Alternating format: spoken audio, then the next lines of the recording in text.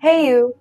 Thank you so much for clicking on this video. So I am back today with the third or the final part of the three-part mini-series that I'm doing on 30 lessons that I have learned in 30 years of my life. And this video is going to be about the last 10 lessons that I have learned. If you are interested in knowing about the first 20 lessons, I would link down the part 1 and part 2 in the description of this video, as well as in the cards. Alright, let's get started with the last 10 lessons I have learned in 30 years of my life. Moving on to lesson number 21, which is about giving ourselves first. So, what I am learning in life is that whatever it is that you want to receive from other people, or whatever it is that you want to give other people, you have to give yourself those things first. That is the truest expression of authenticity that I know of, meaning that living by your own virtues before you preach them. So let's take some examples. So for example, if I want other people to be honest with me, I need to make sure that I am honest with myself first, because when I am honest with myself, I will be able to very easily spot the lies. And when I can spot the lies, I will immediately know when someone else is lying to me. Another example would be caring for others. If I want to truly care for others, it's very important that I care about myself first as well. Because once I care about myself, I will know what care really feels like. Same is with giving someone encouragement, for that matter.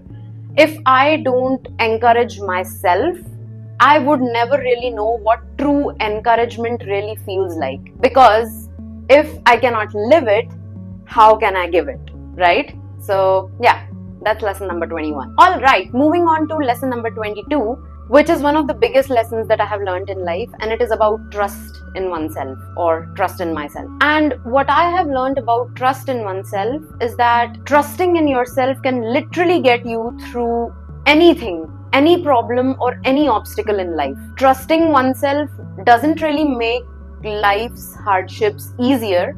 It just makes you better at navigating through difficult situations of life. By trusting in myself, I have learned that my truest ground is myself. People, places, circumstances, they keep shifting. But when I trust that I can return to my own center no matter what happens in life, I can find that balance even if there's chaos all around me. It doesn't really mean that the storms stop, but it gives me the confidence that I will not get lost in those storms. So basically, what I'm trying to say is that my trust in myself is my anchor. And when you are tethered to an anchor like that, when you are tethered to yourself, it brings a kind of a fearlessness in you. You become really fearless to face any obstacle in life, because you have that knowing in yourself that you can always trust yourself and come back to yourself. Alright, moving on to lesson number 23 and 24 for that matter, because both of these lessons are contradictory to each other, but both of them hold their own truth. Both of these lessons are about control. So I am a big control freak. I like having control of everything that is in my control. Sometimes it can make me a bit paranoid, but I'm trying to learn my boundaries as well. And the lessons about control that I have learned is that firstly, there is something called hidden control. So hidden control is basically when you start owning control of things that you can, when you start owning responsibility of things that you can take responsibility of, that you can control, you start to realize that there are more things that are in scope of your control than you knew before. When we start taking responsibility, we slowly realize that we have more power over things than we know. We can shape our choices, we can shape our paths, we can even shape the direction which almost feels like fate. So it feels like we are kind of controlling our own fate, because we are controlling the direction that we want to go in. So what I'm learning about control is that it expands the more you claim it. Which would bring me to lesson number 24, which is a contradiction to lesson number 23. And the lesson number 24 is that no matter how many things you can control, there will always be things that will be beyond your control. And this is what I would like to call surrendered control. So basically, you need to give up, or you need to surrender your need for controlling everything in order for life to work things out for you. You know, our life and our fate, they have like really mysterious ways of working, and sometimes events in our life happen in a way which take us to new realms altogether that we never even thought of. So that is basically life working out in its own mysterious ways. And for that to happen, you need to surrender the control over life. Okay, moving on to lesson number 25, which is about fluidity in perspectives. So I am a person with a very fluid perspective. I like to view things from different angles, from different perspectives. I like to incorporate as many perspectives as I can. And the thing that I'm learning about fluidity in perspectives is that each perspective holds its own truth. So each perspective is valid. So whatever feels absolutely right in one moment can shift if I look at it from another angle. I'm learning that holding one view, it narrows me down. It makes me feel as if I'm not utilizing my brain to my full potential. And staying fluid, it lets me honor all sides and actually helps me expand my thinking. So fluid perspectives can actually be really helpful in practical problem solving, is what I'm learning. However, there is a catch with having fluid perspectives.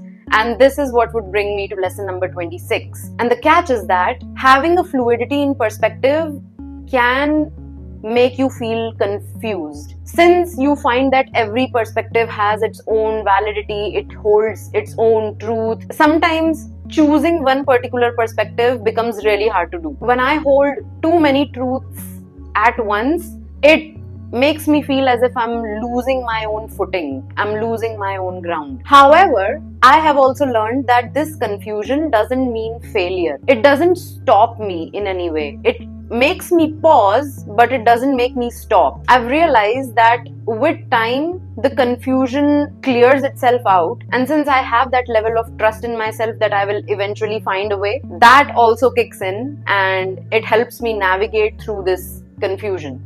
So what I'm learning about this confusion is that it's only temporary. It stays there for a while. However, it clears itself up in some time. Alright, moving on to the next lesson, which is about trauma. So we've all had our share of trauma since childhood. We've all dealt with difficult situations. That pain has hurt us. That pain has limited us, and almost throughout our life we try to figure out how to fix that trauma or how to make that trauma disappear or how to heal from that trauma. But one very odd thing that I'm realizing about trauma is that as much as I want to heal it, it's also a source of my power. It's like the center of my universe. It's like a black hole. It's heavy, it's unmovable, but it's also the force that holds my orbit together. And by facing my trauma honestly, by not running away from it, by accepting it, it is only through all those things that I have found a level of resilience and a level of depth in my life, which I wouldn't have found otherwise. And because I've walked through my own pain, because I've walked through my own darkness, I now also hold the space for others to walk through theirs. If another person is going through the same kind of trauma that I have been through, I can guide them on how to navigate through it, because I myself navigated through it by facing it and by accepting it. And that is why my trauma has become a source of my power, a power that I feel when I'm able to help others in need. And I think everyone has that potential to turn their own pain into their power. Alright, moving on to lesson number 28, which is about our uniqueness and embracing it. What I'm learning about uniqueness is that we're meant to embrace it. We're not meant to run away from it, first of all. I was a person who was very uncomfortable with my own uniqueness because I was so unique. I thought that I would never find anyone else like me and I would always be alone, and I would always be the odd one out, and the thought of it really scared me. But now with time, I'm beginning to realize that I'm not supposed to be scared of my uniqueness. I'm supposed to embrace my uniqueness, because my uniqueness is what makes me me. It makes me authentic. It makes me one of a kind. It's not a scary thing. It's a good thing, because when you entirely embrace who you are, your strengths, your weaknesses, your quirks, your madness for that matter, you can contribute something real to the world, something which no one has ever seen before, something which is not a copy for that matter. And that is a really powerful thing to have in life. You know, being real, being authentic, being like no one else. It's like your signature, it's like your thumbprint, it's what identifies you. And having an identity in the world where there are already like 8 billion people in the world, having your own identity is a really powerful thing to have today. So what I'm learning about uniqueness is that it's meant to be embraced, it's meant to be embodied. It's not something that you should be scared of. Alright, moving on to lesson number 29, which is freedom takes courage. So what I'm learning about freedom is that if you truly want to set yourself free, it means a lot of things. It means walking away from things that you are scared to walk away from. It means chasing things that no one would ever tell you to chase, because those things feel true to you. Sometimes it can mean fighting for yourself, and sometimes it can also mean losing that battle and accepting that you lost that battle. Freedom can mean changing your perspectives towards things. Freedom can also mean building fluidity and letting go of the rigidity. Freedom can sometimes mean trusting your instincts when the entire world is telling you otherwise. And doing all these things, making all these decisions, it takes a lot of courage. And so to truly enjoy your freedom, you gotta be courageous. Alright, moving on to the last lesson of this series, but it is still not the least, because life goes on and so does learning. And the lesson number 30 would be that stop taking your life so seriously. I've learned that no matter how serious I try to sound, or no matter how wise I become, I will always mess up. And I'm learning to laugh at myself when I do mess up. Sometimes it's not about finding the deepest or the most philosophical of the answers. Sometimes it's just having a good plate of food, or having a good hot bowl of ramen, or a piece of cake for that matter. So don't take your life too seriously. Enjoy while you're living it.